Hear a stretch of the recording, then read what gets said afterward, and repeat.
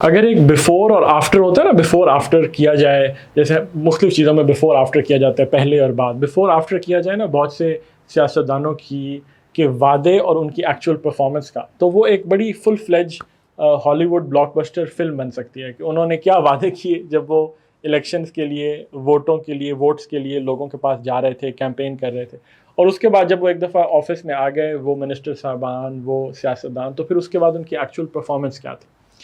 तो इसी तरह कि एक साहब थे, एक सियासतदान थे, उन्होंने बड़े ऊंचे ऊंचे वादे किए, फिर जब वो मिनिस्टर बन गए, किसी ऊंचे ओहदे पर लग गए, तो फिर उनकी परफॉर्मेंस बिल्कुल ही लैकलस्टर थी।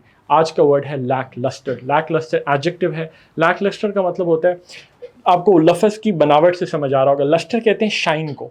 लैकलस्टर का मतलब है जिसमें वो शाइन मिसिंग हो, जिस मतलब बड़ी एक चीज़ डल हो, अनइंस्पायरिंग हो।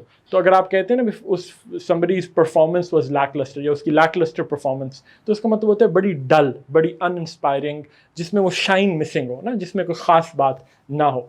तो हम अगर इसको जुमले में यूज़ करें तो हम कहेंगे कि the people were really disappointed by the lacklustre performance of the minister. तो जो मिनिस्टर साहब की लैकलस्टर परफॉर्मेंस थी, मतलब डल परफॉर्मेंस थी, उससे लोग बड़े मायूस थे। तो वर्ड है lacklustre. Lacklustre is an adjective.